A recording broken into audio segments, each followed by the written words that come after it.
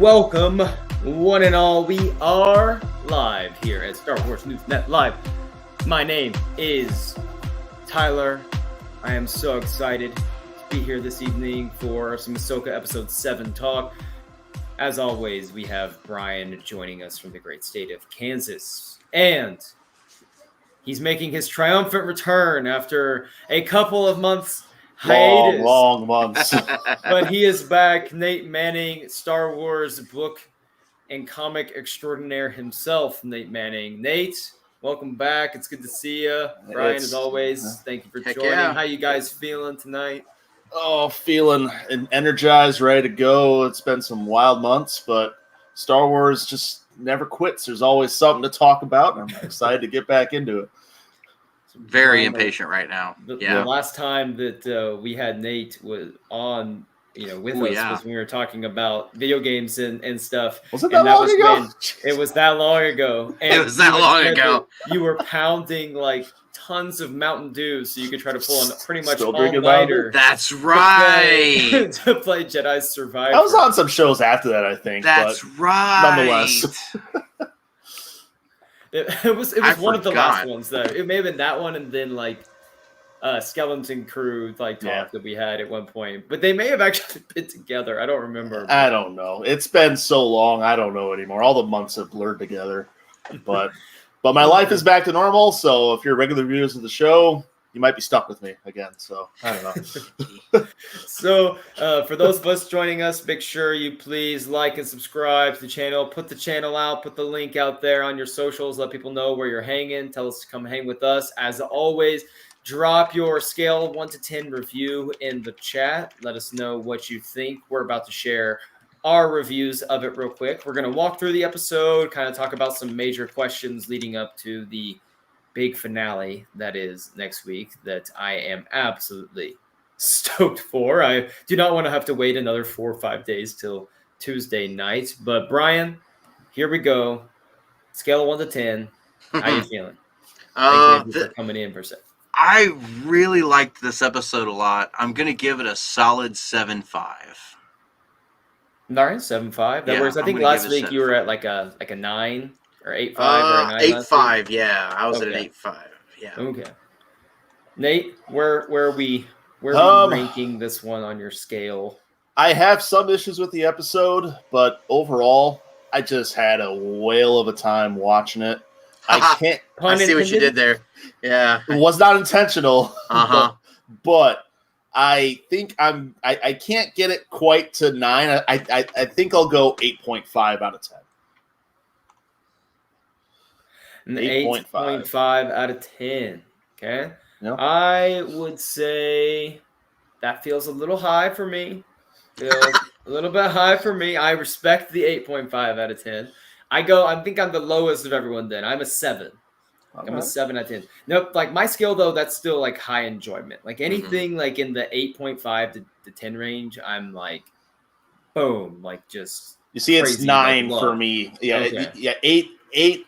In the 8 ranges, that's great. 9 is like life changing, life altering. This is my favorite thing ever. So it's not quite there, but it's right under that. So 10s are very rare. Yeah. 10s are very rare. Yeah, I'm liberal with 9s, but 10s, that's a whole other stratosphere. So shouts to Andrew. Thanks for hopping on for a second. We always appreciate it. You're the man. Yes, thank you. $2. And thanks for the super chat, man. I love that. Like you are. Andrew, you have a quote or a favorite episode moment that you'd like to share quick before you hop off? We'd love to be able to maybe dive into that real quick. But you go ahead and drop that in if you can. But guys, let's go ahead and just dive into this because right from the get-go with these episodes, something I've loved is they don't waste a lot of time getting going and giving you something to really chew on.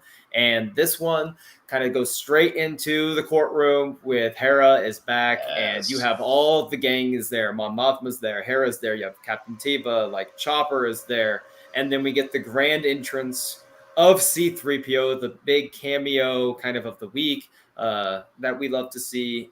Well, I guess depending on it where you lie in. Hayden Christensen being the episode was pretty cool, but for me, 3PO was he was the one for me that stole the show in this one. So initial thoughts. How do you feel about, there's some discourse on using 3PO versus actually having Leia in the episode. So I would love to hear your guys' thoughts on that. And then just the overall, what did you get out of the courtroom experience? And when do you want to see Chopper, sever Senator Ziono's head from his body?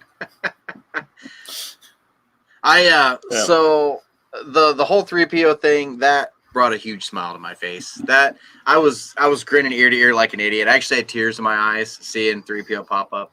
I don't have any problems with him popping in instead of Leia. Leia's a very busy woman, obviously. But I if we don't see Leia in this series next week as just a quick cameo, I'm going to be very surprised. I'm going to be very surprised because she's been mentioned, a couple times already. You've had 3PO in there representing her, and I'm telling you, she's got to pop up next week at some point, in some form or fashion. She has to pop up, and it makes me believe even more than ever that they're going to put the big three in Dave Filoni's movie. At some point, they're going to cameo. Now, I completely buy it now. So surprised and disappointed if she doesn't show up, or just surprised? I'll just be surprised. Okay. I won't be disappointed if she doesn't, but if she does, that'll be a huge jaw-dropping moment. For me anyway. And guys, she's no, she's not. Harrison Ford, Han's the only one we haven't seen yet, right? Yeah. That's been de-aged in something so far. Yes. So I almost said no, but then I realized that's only because I just watched Indiana Jones and I saw de-aged Harrison Ford. So it makes total sense that 3PO would have been there. And that's what I love about these cameos is they're not shoehorned in. They make sense. They feel natural to the story. And that's what it felt natural to me to have him pop in. Even Mon Mothma was surprised to see him. She's like, 3PO? Like, okay, cool. So the whole courtroom thing was awesome. I like when Chopper started to come forward, like, just in Chopper fashion. Loved it. Senator Ziono. How do you say Ziono? Yeah, he's a dick. Want to look? Who plays that guy? I wanted to look up who's playing him. I don't know, but actor Senator is in need of casting like some guy to just be Nelson Lee, snobby jerk. Hire Nelson Lee. Yeah, he's good. In this First Order snob. What else has he been in? That he is. He was in the recent Mulan remake. I don't remember him in that for the life of me. But that's really it. He was in Westworld for an episode, but yeah, he's very. I'm looking at his IMDb. He hasn't been in a whole lot of stuff that's top tier. I mean, now I know why he was so upset in Resistance, all the time, and so bitter. He got proved wrong, Thrawn's coming back, and he's the one that's naysaying it. Yeah. He's such a First Order dingbat. I fully believe that. Nate, what were your thoughts on the courtroom scene? 3PO, coming in. How did you feel about it? I have to echo pretty much everything Brian just said. The moment I heard Anthony Daniels' voice, I about jumped out of my chair and my jaw hit the ground because I did not expect it at all, and I should have. I've been kind of waiting on Leia, but the fact that it wasn't Leia and we got the 3PO surprise is like, oh, this is even better, and because it still made sense in the world. Cameo, fan service or not, characters like that should be around for these things, no matter how you feel about it. Because if this were a novel, they'd be around and we wouldn't care. So why can't they be around in a television show or a movie or whatever? So I don't know. I loved it. I loved I love that whole scene, and then the after party of when Mon came up to Hera and talked about the threat of Thrawn. That was some great stuff in there too. And as far as the Leia conversation, I don't know if we're going to get her, but we are going to get a DH Leia at some point in this whole wide-arching story. I don't know when, but we're going to get it. I hate it. I hate it. I hate it. I hate it. Get ready for a DH I'm ready Han. Not Han. I've been saying Han too. Yeah, I've been saying no, not Han. I've been saying get ready for Alden Ehrenreich to come back with a de-aged Luke and a de-aged Leia. He's so weird. Just the most cursed trio of all time. So here's the thing. I love 3PO being there. I thought it was beautiful because anyone that to me that said that Leia should have been there herself and they should have just went for it and DH'd her. Here's my thing: is Princess Leia is, in terms of status right now, the New Republic, no one knows that Darth Vader is her father yet. Right. So she is, top tier, top of the line. She's headed to the Defense Council. Before long, she's going to be even more prominent in the New Republic system. Why would she? I feel like her showing up there would not necessarily breathe desperation, but she's kind of using more of her political chips that she's putting in there. Sending 3PO in with this little data card and everything is almost like this dismissal of like, I am Princess Leia, I am Senator Organa, you're just this guy, and I'm going to put you in your place by not even bothering to show up. Like, I'm not even going to step in and we're going to pretend like this is some formality.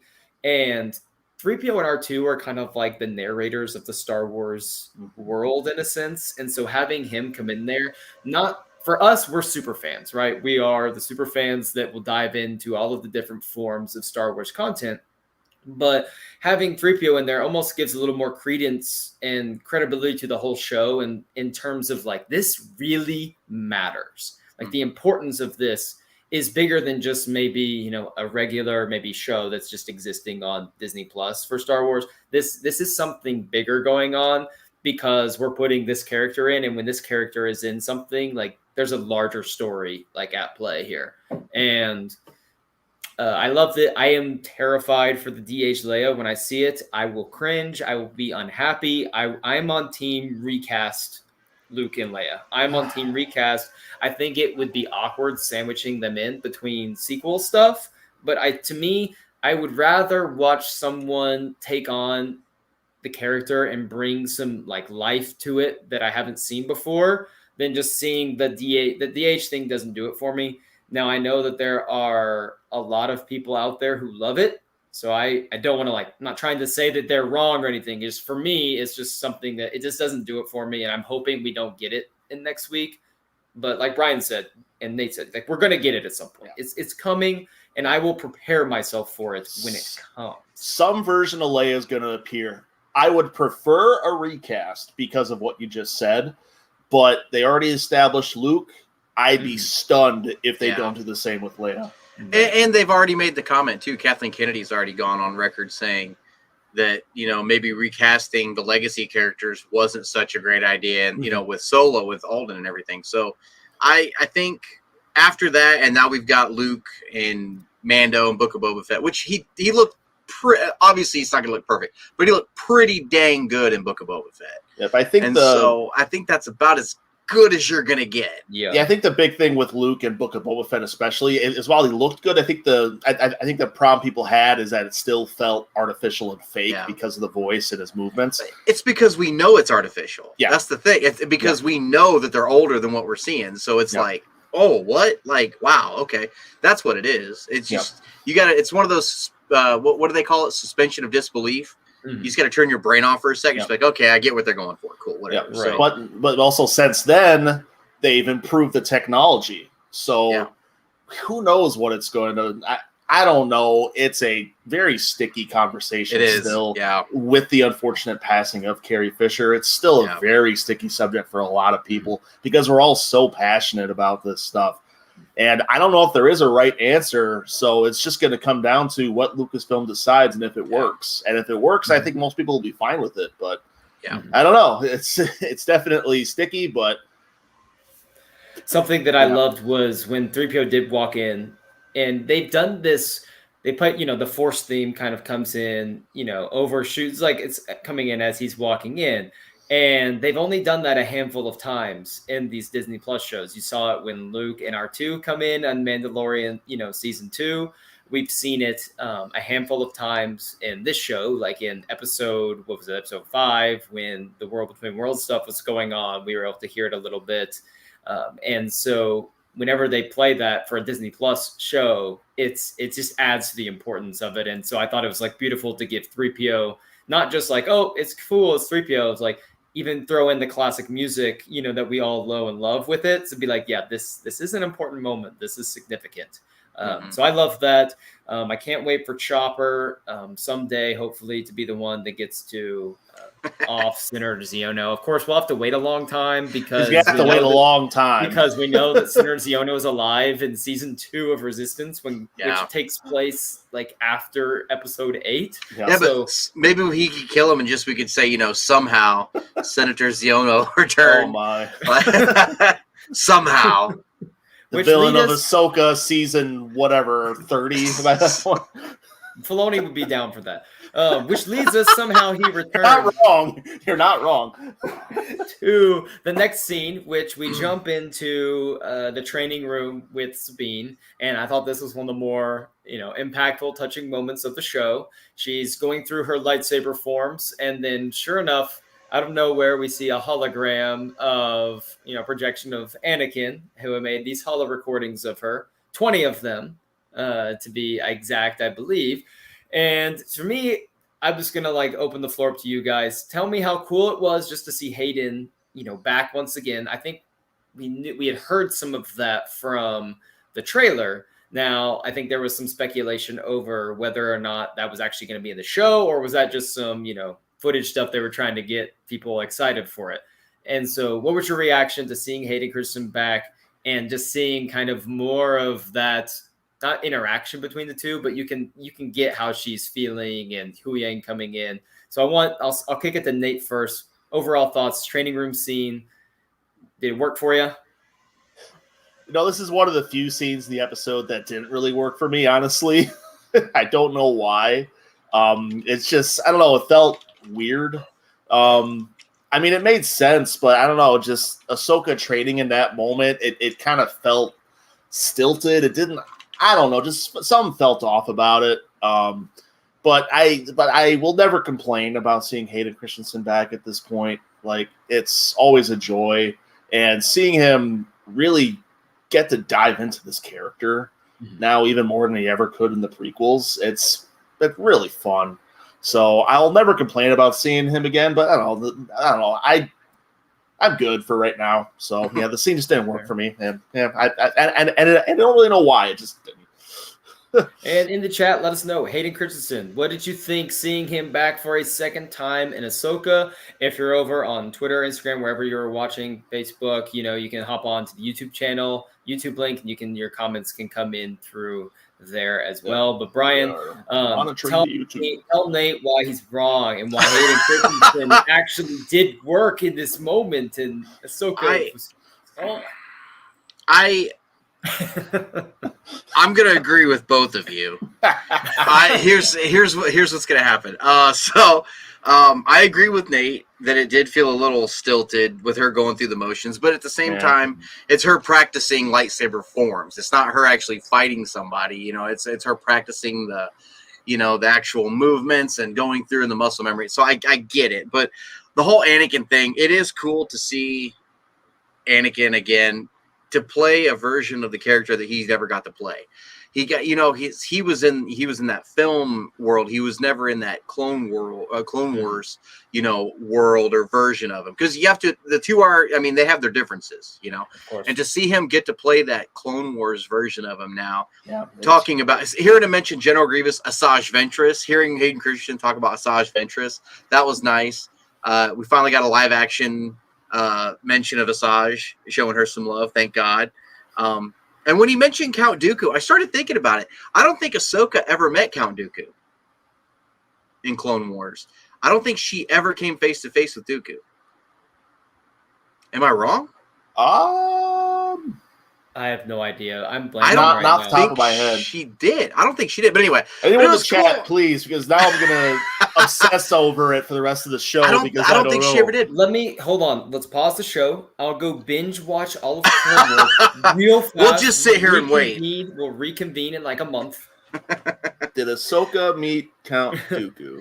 But it was cool, like him, according to Reddit, they never met. They never met, according to Reddit. They didn't? They did not. Another called it. I called it, man. I'm marking them up. So, but it was cool him, telling her practice these things, as often as you can. And he was like, at least more than I do, you know? I mean, it was nice to kind of see that playful side of him too. So the fact that he made those recordings, it's not the first time we've seen one of those recordings. We saw one in Rebels. She had the holocron with an Anakin, a weird looking Anakin, by the way, recording. You're not wrong.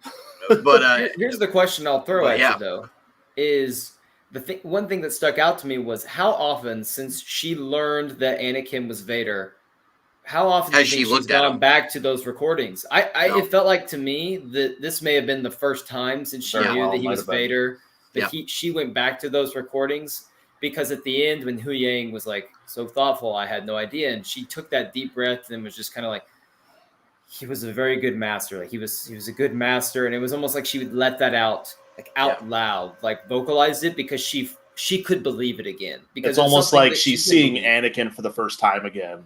Yes, and she's learned to accept who he was as her master, but also, you know, who he was as the literal most destructive force in the galaxy for quite some time. Yeah. And I think that was like a moment that let us know that she's ready for the trials that are going to be ahead of her here soon. And so that's when I watched it. I was like, wow, that's probably, I feel like this is the first time that she's opened up these recordings probably in like what, a decade, in years. And so that's why I thought even it may have been even a little stilted on purpose. Like you could feel like she's almost tense. Like I'm doing this again. But it was just cool. I love that. Not that we always need to have Hayden Christensen in every project now. It's just as a Clone War, as a guy that grew up with the prequels and Clone Wars, and learning about the hatred for the prequels as I got older, and thinking back on, like, I loved that as a kid. Why does, like, all the adults I talk to, why are they telling me how much they hate it? And so now going back and seeing Hayden Christensen, you know, getting kind of a lot of love and appreciation for that, it really warms my heart, because I think in his heart he's also just really appreciative of that moment. So Hu Yang and Ahsoka, they're traveling with the Purrgil. We get to see Ahsoka kind of, you know, yank his chain again, which I've always enjoyed in this show, them kind of having this banter. This is where I think the episode may have started to become a little bit jarring for some people, because now she goes into this game of hide and seek with Thrawn and, you know, Enoch and everyone. And then while on the surface, you kind of have Sabine and Ezra kind of chatting it up. Miguel, in his review for our site, said, you know, they had to stop flirting for a minute while the Raiders were taking over. So this is kind of the point where everyone started having a few issues. So for you guys, the chase after the Purrgil lands and she's hiding and everything while Sabine and Ezra are talking, and it's going back and forth between the bad guys, Ahsoka, Hu Yang, Ezra, Sabine. Did that work for you? Did the fast cuts kind of throw you off? Was it jarring? Where do you guys like? Because I could see both sides on this. We'll go to you first, Brian. Okay. I didn't know it was an issue, to be honest. I thought it worked just fine. I was still grinning like an idiot the whole episode. I thought it worked for me. I think Ahsoka and Hu Yang needed that breather for just a second. I mean, when they come out of hyperspace, not expecting a minefield, you know, and then, you know, getting attacked and realizing that the enemy has found Thrawn, I think they needed that breather for just a moment to kind of recollect and like, okay, here we go. And really, I think all it was to set up that moment between Ahsoka and Sabine, the whole Force connection thing. I think that's all it was for. I was really expecting like the weird fade. You know how they did it in the classic trilogy when Luke was calling out to Leia in Empire, and it kind of faded, like they lined their eyes up on the shots and faded back and forth. And they also did it in Last Jedi with Kylo and Leia. I was really hoping that they were going to do that, but they did in this episode too. Oh my gosh, they did the most jarring quick like cut of the series for me was when they zoomed in on Ahsoka's face leaning in. She's like, I know where Sabine is. She leans in and it just goes straight to the Great Mother's like evil face. I'm telling you, I leaned in. I was like, go straight to Sabine, and then just like I said, oh shit. Like, oh my gosh. And so like that was like just kind of a crazy moment. But Nate, did it work for you as well? I'm assuming it did.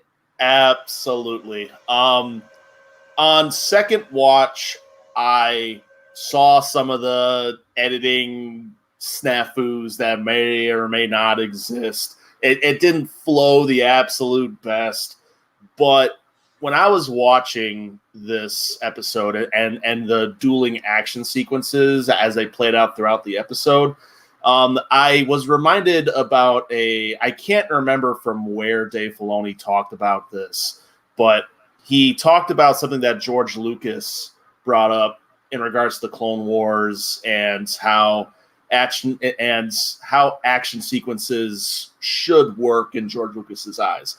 And it's this idea of escalating action. So basically how these sequences should work with escalating action is you have your main thrust, which in this case is Ahsoka needs to find Sabine. She needs to find Ezra. She comes out of hyperspace and she's immediately thrown into a minefield. And then on top of that, and then from there, it just escalates. So you get one thing, you get the mines, and then you get another thing she's getting shot at, and then you get another thing she can't see on her scopes, another thing, and another thing, and another thing, and another thing, and you solve one thing, but then another thing comes up. Like, she can't find them, so she's having to figure that out. She's lost. She's all these other things. And it's the same thing for Sabine and Ezra, and they're just chilling, going. I don't know where they're going, but they're going somewhere. So they're just minding their own business, and then they start getting shot at, and then something goes wrong, and then Shin pops up, and then Balin comes, and all these other things. So it's just these compounding events that create this cacophony of madness that just makes the action sequences that much more compelling and more interesting and more fun to engage with. And so, and I've been waiting for that for a long time in my Star Wars television, because I haven't really gotten it previously until this episode, and I loved it to pieces. On second watch, I did see some of the issues that Miguel and other people have brought up, but still didn't bother me. Brian, can you put Barbara's message back up there? So Nate, I don't know if you saw last week, but Barbara hinted, and you said, yes, right, because you commented on this. You're like, no way Dave would kill us, space whale. And I was so worried, and I literally had to take a moment after the whales escaped, and I was like, I was this close to calling out Barbara on this, on Thursday, to be like, how dare you speak the massacre into existence. As we discovered, though, yet again, that Imperial weaponry was very cheaply made because no one was harmed in the process of this Imperial landmine, it seems. But that was part of the escalating action, because as you're going through, they're trying to escape, and they're using the Purrgil for cover. Like, oh, we're safe. We got this thing figured out. Yeah. But then the Purrgil go, and all of a sudden, the situation gets so much worse for them. And so you had to say something. I know, and that was just a part of it for me. So it's just all these things just made those two sequences really work for me. So yeah, Brian, what were your thoughts? Just general thoughts on cutting back and forth, because was it jarring at all for you, or did you even realize that when you were watching? Didn't even realize that was an issue. Like I said, I didn't even realize people were upset about it. I was just so caught up in it that the dogfight started happening, and then they're just in the debris field or in the graveyard, as Thrawn called it later. It made sense to me. Her powering down all the systems, it felt very much like Empire when they're hiding in the Falcon in the asteroid field. It felt very, very reminiscent to me of that. A lot of the stuff with the Purrgil felt very reminiscent of Empire, especially with them inside the mouth of the whale. When you see it closing through the viewport, it seemed very much like the Falcon flying through the Exogorth's mouth. Yeah. Because I'm a expert of space marine biology. So it didn't bother me at all. It was one really intense sequence led by another very intense sequence, with that little bit of a breather in between there. But like Ahsoka said, they didn't have to get to Thrawn. They were just trying to get to Sabine. They weren't trying to get to, So no, I didn't see an issue with it at all. I was just along for the ride. Yeah. I agree, because I enjoyed it for the most part. Here's where I will push back a little bit. There are times where having these quick cuts in the action sequences do a really good job. For me, I love the Phantom Menace because we go to like 3 different things happening at once. You have Maul fighting Qui-Gon Obi-Wan, you have the Gungans fighting the droids, and then you have Padme and the security forces, the Naboo security forces trying to take back the palace. Yeah. And this obviously was a much like smaller scale than that. But in a sense, we had like 3 kind of things going on for a little bit, and then it kind of scaled down to 2, and then back into all 1 together. The issue for me is, for instance, like Ahsoka rolls down, her and Balin kind of have their short exchange, and as soon as they clash, we jump to Ezra and Sabine, and then as soon as Shin and Ezra finally engage, it's like it's this really cool sequence, but then it kind of cuts away from it, and I don't know if it gave everyone a chance to really experience what they were trying to show you was happening. And it felt almost like, for some people, I could see how they felt shortchanged by each exchange. And for me, I felt like I got just enough of all of them and tied it together. But I could see how someone was watching that and they're like, I want to be able to like sit in the moment and kind of see this play out for a little bit longer and then jump to it. Because it did feel like Ezra, dodges one, force push, saber. Oh, now we're back. Sabine's shooting people. Now we're back to Ahsoka taking this person out.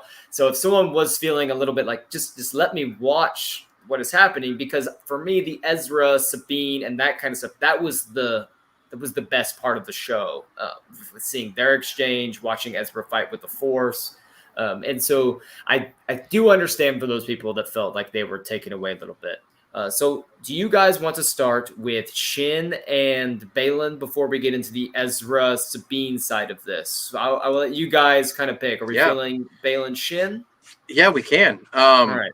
I really liked the beginning of their interactions when they first come in, like 20-minute mark, and you find out Balin is just, they're going separate ways. Your ambitions lead you down a different path than what I'm after. So, one parting lesson, and he gave her one last lesson, and I was like, impatience to victory will always result in defeat or something. Right. Yeah, something like that. And I thought it was a good lesson. I think it was one she really needed to take to heart. She's kind of stared at him like, you're leaving? So I don't know what he's exactly after, but still to this, that Balin and Shin, I think, Ahsoka aside, because it's about Ahsoka, I think they're my favorite characters in this so far. New characters, we've had Thrawn before in it, but they're my favorite new characters in this. I love them. We only get one more episode with Ray Stevenson, and that's just really sad. Now maybe he dies in the next episode, or his character goes on a journey where he's not going to be, that character doesn't need to return again. But regardless, it's really sad. We're only getting him one more time. That was the weakest point of the episode for me was what they did with Ray Stevenson, what they did with Balin, because he's so compelling. Yeah. And the last couple episodes building into what he's after, I thought we were going to get a little bit more to go on with this one, but instead it was just all right, see you later. Like, I'll leave you this one lesson. I'm out. Like, I'm done. And he kind of hinted at it, but it did feel like, whoa, there was no, it felt like we went from the beginning of him leaving to the end without kind of maybe seeing a little bit more in the middle. And I would have liked to see this power that he's seeking, or at least learn a little bit more about his journey. It seems like we're going to have to get a lot of that in the next episode. And I just don't know if the runtime is going to allow for all of the things I feel like need to happen. So that, to me, that was the weakest point. I loved everything we got. I just felt like we needed a little bit more. What about you, Nate? What do you think? Well, I want to talk about this thing Barbara has at some point, but I also want to concur that the Balin stuff was also my weakest point of the episode. It's not that his decision to leave came out of nowhere, because they've been teasing, they've been setting it up all series long. He's always been this kind of guy that he definitely isn't a Jedi, but he's not. He's been awesome the entire series. By far my favorite character of the show. But the moment when he said, Shin, just wander off over that way, I'm like, wait, what? You're not going to see this through? Like, I was very confused by that. But then he still kind of did, because he just kind of sat there and watched. And when Ahsoka came up, he's like, I can't let you interfere. Well, you just make it make sense, my dude. Like, what are you doing? I didn't understand that at all. And then they chopped to hell the duel between him and Ahsoka, which really bothered me. So I will go with you on that, Tyler. Like the lightsaber duels in this episode were chopped to they were horrific editing wise this episode. But I don't know, just Baylan, I am still very invested on what he's going for. I want to know what's next. I love the character, but he's kind of slightly missed the mark here. I'm not quite sure where we go for obvious reasons with the character. But let's throw up the Barbara's thing back up there. And let's talk about this. Let's talk about this. Yeah. So what's the consensus on what Baylan Skoll is searching for? Could it be a temple that needs to open? Then he'd need to reconnect with Shin, unless Ezra and Ahsoka open it first. She's just spitballing here. What do you guys... I don't know if the right question is what is he searching for? Because I genuinely think that in terms of this new galaxy, none of us know like the exactly like is it an object or whatever. But I think just looking at more of a deeper view, I think he is looking for the power that he talked about is evident. He wants that power, but I think he's also looking for kind of like inner peace in a sense of like, I want to finally put to rest what I've maybe been searching for or have lost for all of these years since the Jedi fell. And somehow I think he's going to find that. I just have no idea what that looks like. Do you guys have a kind of a big brain theory on this, or is it more of what kind of concept are you wanting to think of? Well, for starters, I want to call back to Johnny G much earlier. I would love to see a Baylan Skoll show. If you're still here, I would love to see that show. I don't know if we're going to get it, but I think it'd be very interesting to follow Baylan in a theoretical Baylan Skoll show or a novel or something. Oh, a book. Or just exploring this new galaxy. I don't know what. I can't even fathom what he could be searching for, because I do think it's something physical and something real, or maybe something in the Force. I don't know if I like the theories online that it's the so infamous Abeloth from Legends. I will. Do not even get me started. Do not get me started. I will unleash on those. I will unleash on all of them. We can't do that tonight. We don't have enough time. Go, Brian. Go. Take it away. No. I want to hear what Tyler's got to say. I actually want to as well. I want to hear this. Because the internet needs to hear this, because Abeloth is a shit character. Let it happen. Just let it out. Let the hate flow through you. Release your anger. Every time we get some sort of unknown question or a new character or some sort of new concept in one of these Star Wars shows or something, everyone's first jump is, what crazy thing from Legends can I insert into this? Or what like really small niche thing from this video game or this book that I really enjoyed can I suddenly thrust to the front? Like the Abeloth stuff is just insane to me that would even someone could think that is like the right direction that this is going to go. Like there's no like Abeloth as the villain for the next movie, especially with like Dave Filoni at the helm. I can't see him doing something that is so far removed from anything I think like based in George Lucas's worldview of Star Wars. And I just want the internet to calm down with to me, this goes back to like the Star Killer stuff, to the Ezra is Marok stuff, to all of these kind of things. And the Ezra thing, that's not Legends or anything, but we just got to like calm down with some of these. And personally, I hope it's something that we as a collective community of Star Wars fans do not have any prior connection with, that it's not going to be this small sect of people from Legends. The Legends stuff I like a lot of Legends stuff. I grew up reading the extended universe novels. 90% of stuff in Legends stuff just would not work within the canon verse that they've built in Star Wars since Disney took over. So let's just pump the brakes. They've done a great job with some of the Legends stuff that they've brought in, like just sprinkling in some of these characters that might work. I mean, Thrawn obviously is probably the biggest one of those that I can think of right now, just bringing him into Rebels and everything. But yeah, oh my gosh, I get worked up when I hear like this Abeloth stuff out there. I saw something. Oh my gosh, I have to share this. I saw someone on Twitter today, and this had like 10,000 retweets. Like, is Baylan Skoll Luke's real father? Oh my god! I had my phone in my hand, and I never wanted to like punch a hole through my phone more than in that moment. I realized that that's how they win.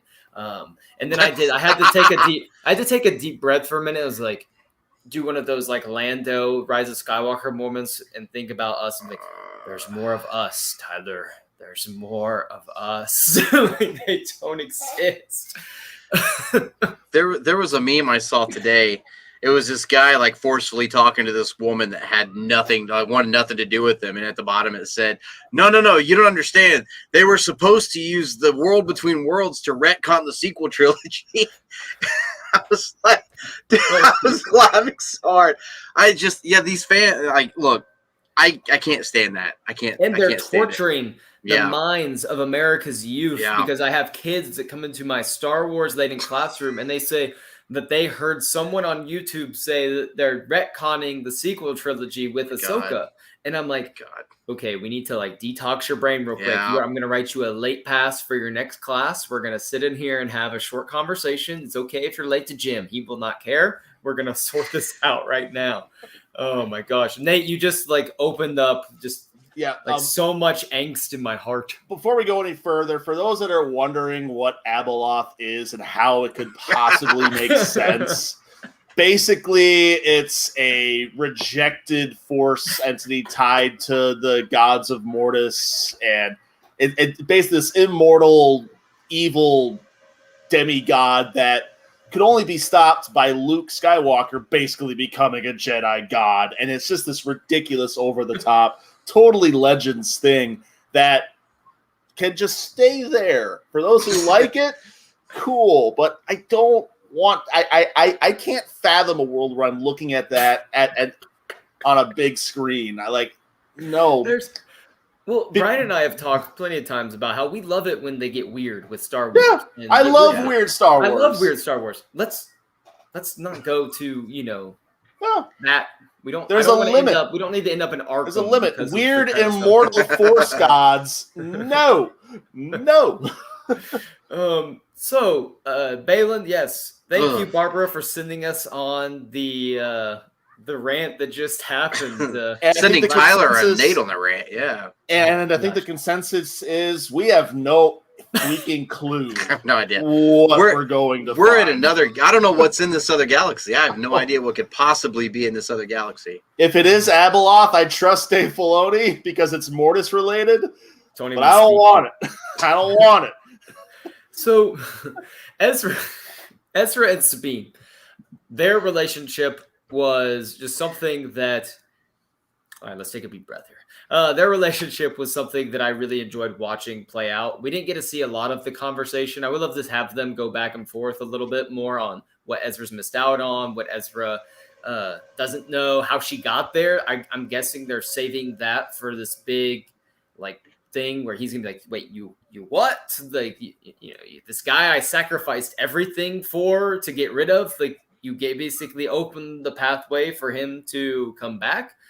So I think they're saving that. I don't know how that's going to hit home, but I want to know, what do you guys think about their interaction? I love the little hint at the Rise of Skywalker type stuff with, the Emperor died. Well, that's what they say. That's what some people think. Wasn't like a direct, he may return, but it was kind of a nice nod. And then I want to know what you thought. To me, Ezra and Iman Sfani, he was awesome. It felt like I was watching Ezra exactly how I would picture him being 10 years removed. And take it away, Brian. I know how big of a Rebels fan you are. Mm-hmm. Tell me more about what you thought between these two characters, the action sequences we got, and just the overall portrayal of Ezra. I thought it was great with her catching Ezra up on everything that happened in the galaxy since he'd been gone.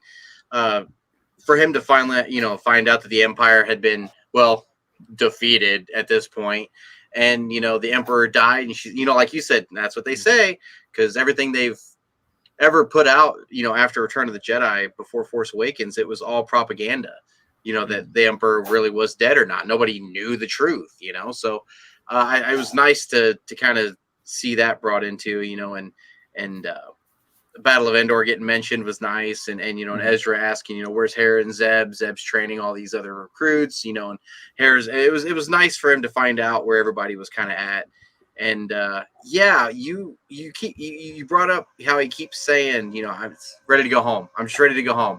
I'm ready to go home. Ready to go home. Ready to go home, and it's like, man, it's not as cut and dry as you think it is, like, and. And like you said, he sacrificed a lot, lost 9 years, right, away from home to make sure Thrawn couldn't come back, and Thrawn's coming back. So I could see him being a little upset. I like how he fought without the saber. That was nice. I really, really enjoyed that a lot.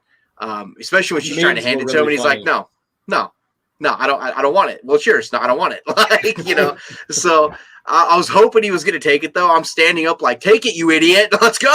Let's do this. But I thought the fight was cool. It was funny that, and you mentioned he was asking, again, like, where are we going home? Yeah. And in order to distract him from that, Sabine's like, what's the one thing I could say that will definitely get his mind off this? Oh, yeah. So Ahsoka took me on as her apprentice. And you could just see how it just shook him. He's like, wait, what? Why? What? You? But why? Nate, what did you think? Yeah. I loved their dynamic so much.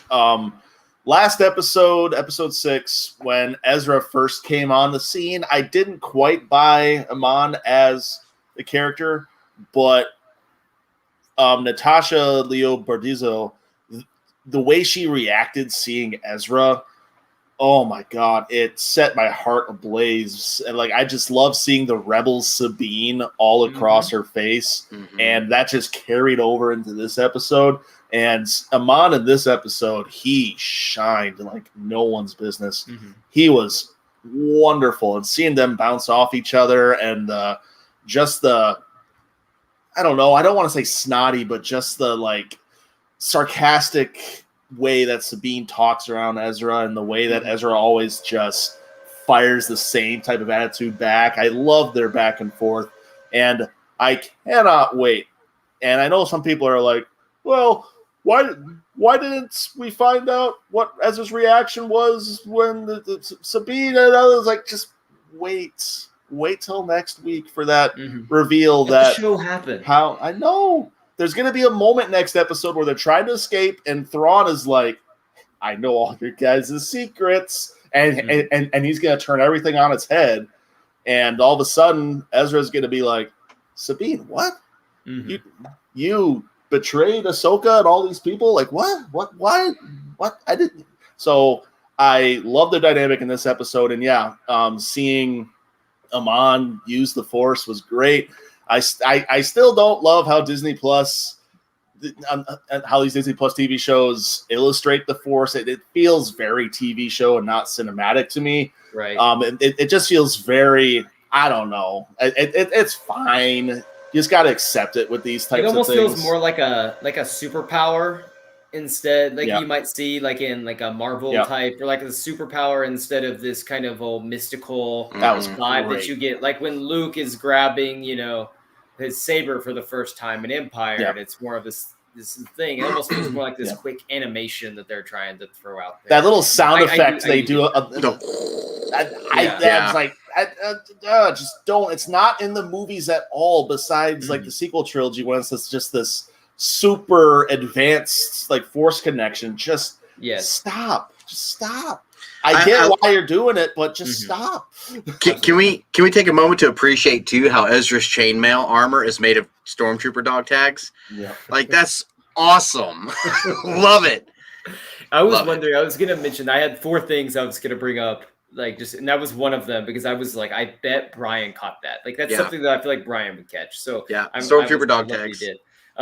So Barbara said it was wild when Ezra Force stopped and beat Shin's lightsaber mode. So that was few things I want to bring up. One was great because Shin and Sabine are a great match for each other. They're both in that apprentice vibe, and I thought it was great that we saw Ezra's a full-blown like Jedi. He may not have been running around with his laser sword all over the place for the last 10 years, but his connection with the Force is anything but diminished. It's been enhanced. He's had to rely solely on the Force throughout this time, and you just see him. He just handles her pretty much, and it was funny when he's like classic Ezra, just I don't need to Wait, my ally. Wait, we can talk or prisoners. Take us prisoner. And there was a hilarious meme about how he's like, I don't need a weapon. The Force is my ally or whatever. And then the next picture is him getting force pushed by Shin straight into the thing, just like straight back. So I did love that. And the last thing I want to talk about with them, and we could talk about Thrawn for a while, was I have thoughts. And yes, I have a lot of praise for how they handle Thrawn. But so the dynamic between the two is so Rebels-like. And I really am curious to see what his reaction is going to be. I think that it's going to be one of those very like emotional, like immediate things, but something that gets lost behind Ezra's like sarcasm a lot of times and humor and everything is the real heart that he has for the people that he really cares about. He tries to like deflect that with a lot of the other stuff, but there's something about his relationship with Sabine. They've both seen each other at their worst, and I think ultimately it's going to not be maybe as big of a deal as maybe people are making out to be. I'm hoping, because I think he's going to see through that a little bit, and I think he's going to push forward. So I'm really excited. But my favorite quote of the week: "Woopa woopa." Let's get back to the turtle people. I love the turtle crab people. Like they're awesome. Great. They're like, so George Lucas. Ezra doing it with the slingshot. Yep. Like Ezra's one weapon he the has. humor with them is so George Yeah. Lucas, so Ewok, so just lovable kid stuff. It's awesome. I can't wait to buy a bunch of Noki toys. I can't wait. God. So let's get into Thrawn. Yes. And I have a couple of questions. Where So the heck is that book? I had a student ask to borrow Thrawn Ascendancy today. Oh. That was the only Thrawn books they haven't read. They've read all the Alliance ones, but they wanted to read. That's some heavy reading, man. I was like, man, that's it. I told her, I was like, this is a heavy, like it's a deep. She's like, I don't care. Yeah. Like I was like, all right. And I gave it to her 2 days ago. She came back today. She's like, I'm on page 120. I'm like, okay. Wow. Like, you have done well. Like student of the year? What? No? Okay. But and so Thrawn, a couple of questions. We saw a lot of Thrawn in this episode, orchestrating things. I enjoy it. I have a couple of not complaints, but questions. One, and this is because I have a lot of friends that aren't that familiar with Thrawn, and they're wondering why they should really care too much about him right now. Do we need in the last episode, I think we can leave with this one because it might lead into all the other things. Do we really need a crazy Thrawn moment in episode 8? If it doesn't happen and it's just something minor, like do we really need that? Because if we don't get that, what are we losing? And so I'll throw it to you, Nate, because you seem to have a lot of stuff you want to say about Thrawn. What kind of moment do we need, and how does it need to like resonate with the audience? Because I agree. I think we need a big Thrawn moment. We need an app in the books. For those who have read the books, know Thrawn is a mastermind at so many things and in so many different ways. But one of the things that I love is how he schemes and how he twists everything on his head in a way that you can never expect. Everything that's happened so far in Ahsoka makes sense. It's not Thrawn. Thrawn would do those things, but it's not the Thrawn that made Thrawn and made him such a threat for everybody. Yeah, we need an absolute mind. Well, I'm sorry for swearing. A mind fuck moment. Yeah. That just you're not wrong. Twists everything and just throws everything and throws everyone for a loop. I saw a theory online, and this would be the mind fuck. It's not going to happen. But what if Thrawn is playing everybody and Ezra is still on Thrawn's side? All right, I'm gonna have to come out like right now. Okay, so I'm coming out of the woodworks here. Oh, they would lose me. They would lose me if that happened. They really would. And unless it's some sort of night mother, like the great mothers have some sort of like magical hold on him. If that is basically that's the theory, magic, is that he's not like willingly doing it. He's either reanimated or he's dead, and we just get that heartbreak on top of him being reanimated. I don't know. If they did that, that would be. I hate it. I hate it, but that's some sort of like magical control over a living Ezra for me to even begin to not like that, because that makes sense to me. Like that could be something. They would lose me if it was just Ezra he broke and joined, or he's been dead and they've resurrected. I don't like that, because there's an argument in this trilogy that Thrawn is not a villain, and that's a very interesting thing. Filoni has never abided by these books, so I was surprised when we actually got the Anakin Skywalker, and the moment when Thrawn realized that who Ahsoka was, I loved that moment. But Thrawn, he's the hero of his own story in this, and yes, it's from his point of view, so of course he's the hero. He is a villain.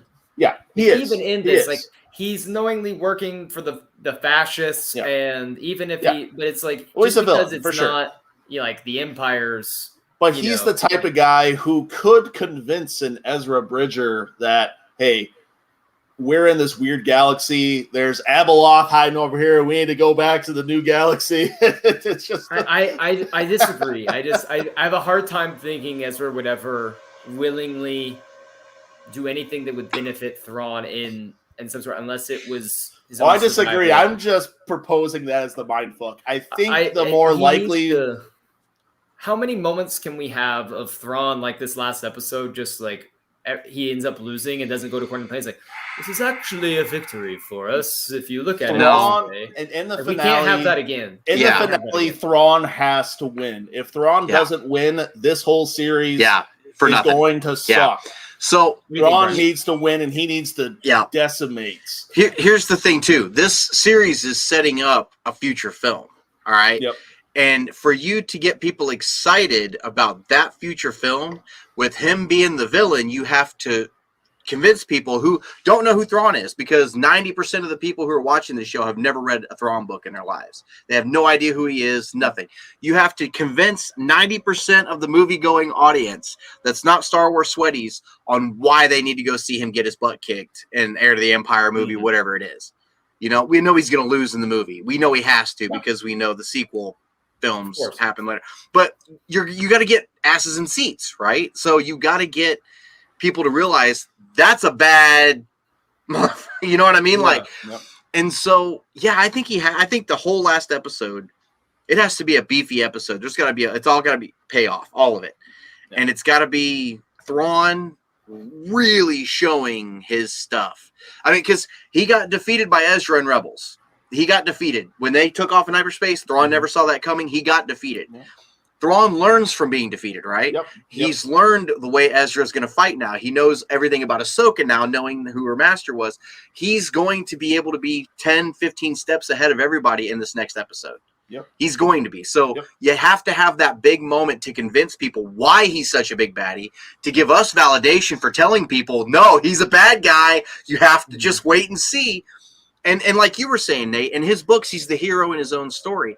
Thrawn's a very interesting villain right now, because there are 6 novels in canon where he's the main character, and you're rooting for him. Mm-hmm. You're rooting for Thrawn in his own books, even when he's up against the Rebel Alliance, or the Grisks, or whatever he's up against. Mm-hmm. Like, you're rooting for Thrawn, and so now that he's in live action, you're like, do I root for him or do I root for them? Like, who's it's so it's really shown different sides of Thrawn. There's this whole from a certain point of view thing going on with Thrawn now, and I love it.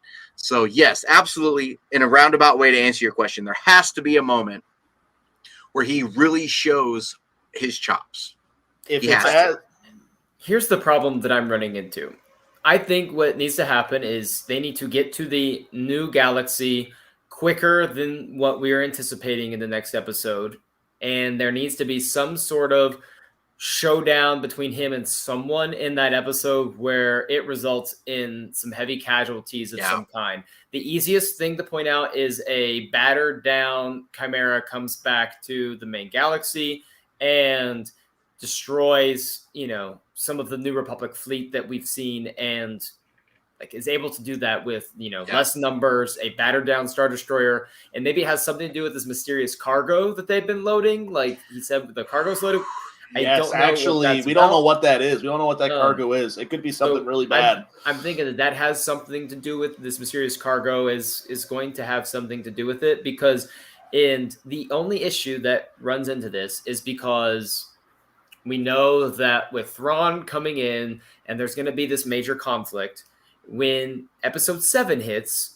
And because these things I'm not super into like this has to connect to everything. Right. But it does beg the question of like the New Republic, if they were so lazy here and then they deal with Thrawn getting the Imperial Remnant, how were they then so lazy again? To let the First Order rise. Right. Which makes me think that this is going to be a separate conflict of a different kind of scale, a little bit outside the core realm, because it makes sense how a Xiono and these people are so disconnected if they're living in their core world plush lives, never having to risk it. But I just wonder, how can we let the First Order rise if we're also having to deal with Thrawn and then we got complacent again? I'm sure they will handle this storytelling wise fine. Yeah. I just wonder if going after the New Republic, when we are supposed to have this mindset that the New Republic was lazy from start to finish because that's how they died so quickly, is the best way to have Thrawn come in is to just take all of those people like out like from the get-go. I don't know. I don't know either, but if it's as simple as him tricking Ahsoka into helping Sabine and Ezra while he's loading the ship and he gets away before them, that's small fry stuff. It won't hit. Yeah, that's small fry stuff. You're not getting people in seats. If they do that and he comes back and he destroys like Chandrilla, that could do it. But again, that's still just basic villain stuff. I'm wondering. Thrawn deserves more. If this could if it could tie into Mando season 4 or something. Oh, it will. I mean in the sense of when he comes back, like maybe the first thing is with the shadow, like it could be some sort of something that affects like the Mandalorian in some way. Maybe it's you get Zeb to come in with these new recruits. There's like a little feat and he decimates, that fleet, decimates Carson Teva, decimates Zeb's recruits. And what if we never get the reunion and Zeb dies? That's what I'm wondering if it's going to be. That would hit for the average movie-going audience, but if they saw someone like Carson Teva or someone like that die, and you have this really important New Republic sect that kind of gets wiped out, now that does take a little bit away from him being the connection point between Din Djarin to the New Republic. But at the same time, Din does have a prior connection with Ahsoka, so you could also kind of lean in there. And Din seems like the kind of guy he wants to take on these missions. And if the Empire is a threat again, he might look at that as a threat to Grogu. And so I'm wondering if maybe that might be how they tie this into where Mando season 4 is going, because we're going to tie into those characters that have made appearances in both Mando and Ahsoka. And I'm just wondering if you're going to kill off New Republic people, to me, that's like a prime sect to do it. You have Zeb, his new recruits. He learns Ezra's alive. You get the Rebels fans and the diehards are brokenhearted over Zeb. And you have people that have been following the Mandalorian are like, whoa, this guy's been, jumping around. And you have him wipe out this whole Republic fleet. Either way, Thrawn has to do something big, or it's not gonna sit well. This has to be his coming out party.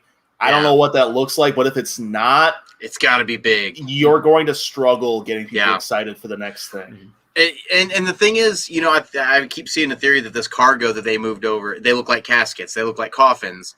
And he made the comment to the Great Mothers. Night Sisters. He made the comment to the Great Mothers, you're going to have to use it one more time. I need you to use your magic one more time. That would be interesting. We've seen them resurrect their own before. Yeah, we have. And so zombies are, everybody's talking about, zombies, they're going to bring zombies into Star Wars. Zombies have been in Star Wars forever.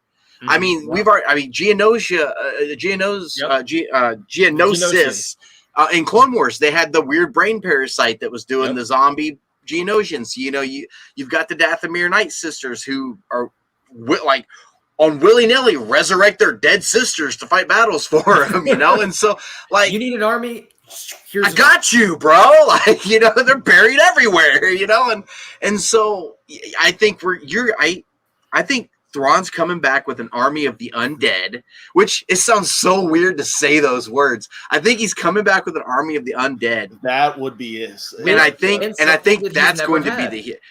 Which is force using like people. The Inquisitors existed, but we never saw him like working in tandem with them necessarily. Now we're going to see him with people under his command that have some sort of, you know, force wielding.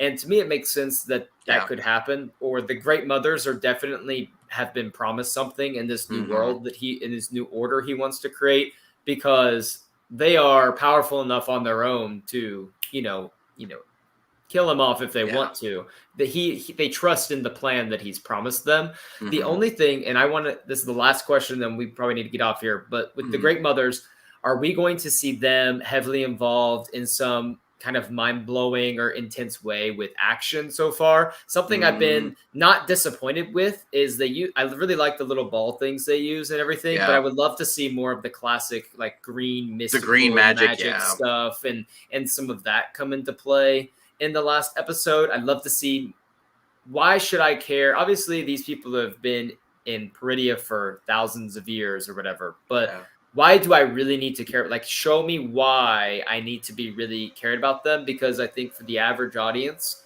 they think it's cool. Oh, they're these little mystical people.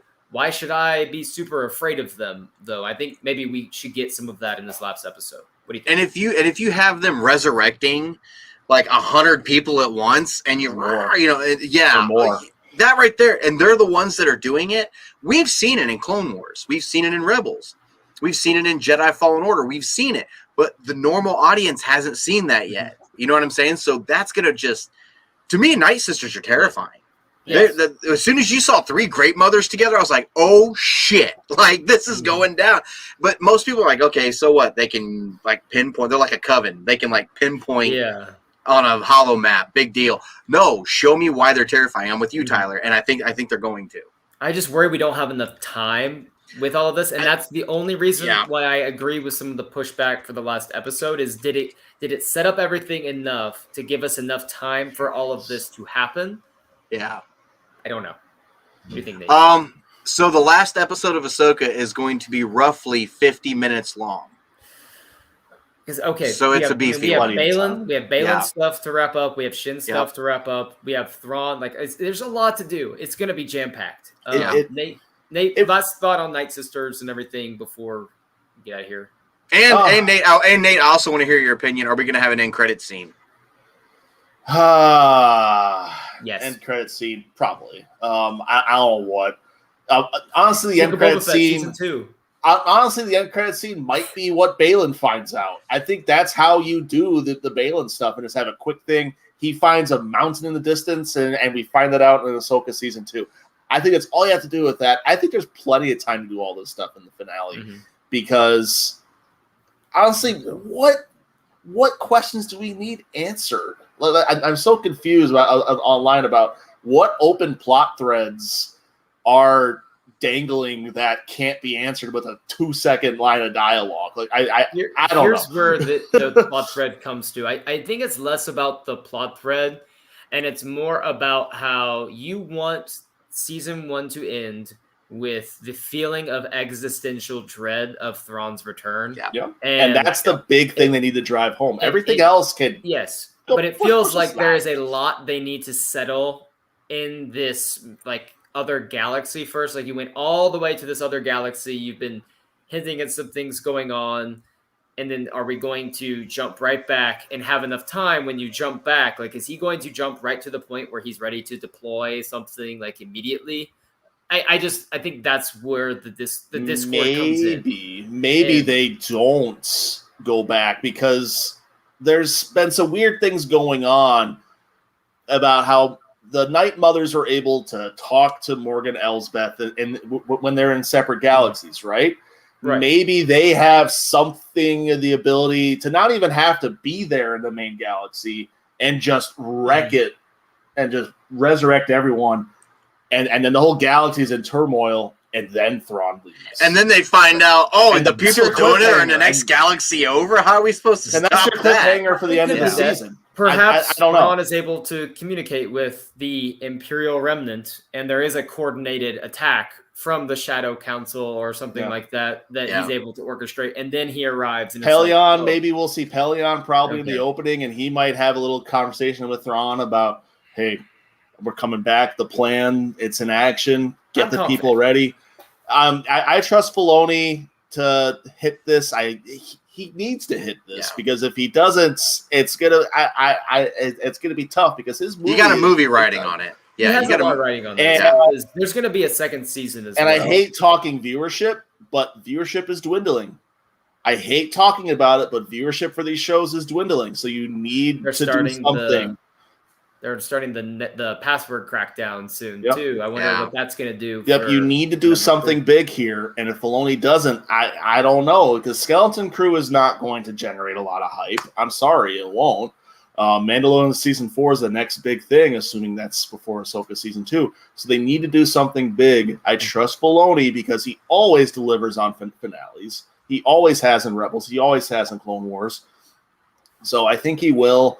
Thrawn. This has to be Thrawn's big moment. Yeah, I loved Thrawn in this episode because in this episode he knew he was going to lose the moment he heard the name Ahsoka attached to Anakin Skywalker. He was not prepared for that. So he basically said, well, Ahsoka's going to do this. I'm going to do this. I'm still cool. And I'm just going to learn about what Ahsoka's tactics are, confirm what she is, and go back to what Brian said earlier about how the next time he fights Ahsoka, he's going to learn from that and know how to beat her. Yeah. And so I'm very curious how to do it. This episode was about getting those three back together. Yep. So that way, I think the finale could give Thrawn his open platform, that you don't have to worry about getting all these people joined together. They're already together, so they can move in unison. Yep. And then that opens the gates for Thrawn to be able to kind of go center stage. Yep. This was the big action episode. The next one's going to be all the big, the brain shit, oh my God, payoffs that we love getting in these finales. It's going to be that Mandalore. I don't know what's going to happen, but I can't wait. Well, I think we chewed a lot and spat a lot back out. That was pretty fun tonight. Went on a few rants, had some quality moments. Nate, what are you working on? Where can we find you? What's going on?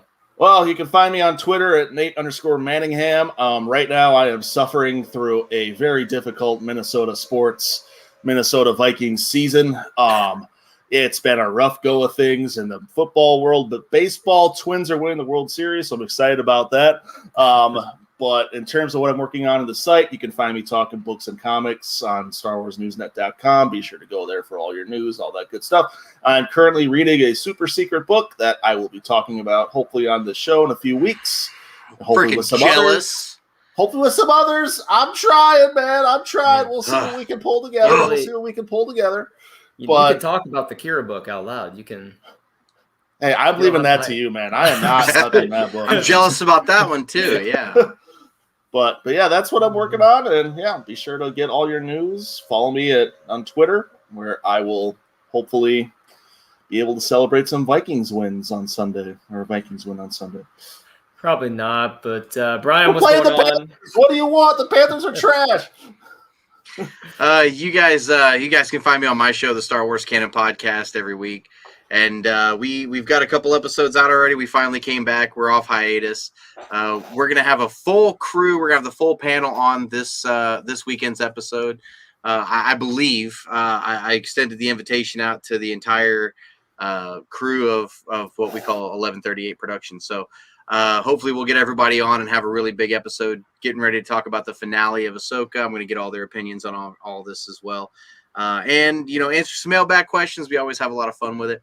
You guys can also follow me on my now not inactive Twitter account at Brian Miller 1138. So head over there, follow me, and once in a while you'll find out I'm still alive on Twitter. So, or X or whatever it is we call it now. I don't even know. So go check it out. My name's Tyler. You can find me on Twitter at TyBrad5 Yes. and doing pretty much, whatever for the site, Star Wars Newsnet, that I can.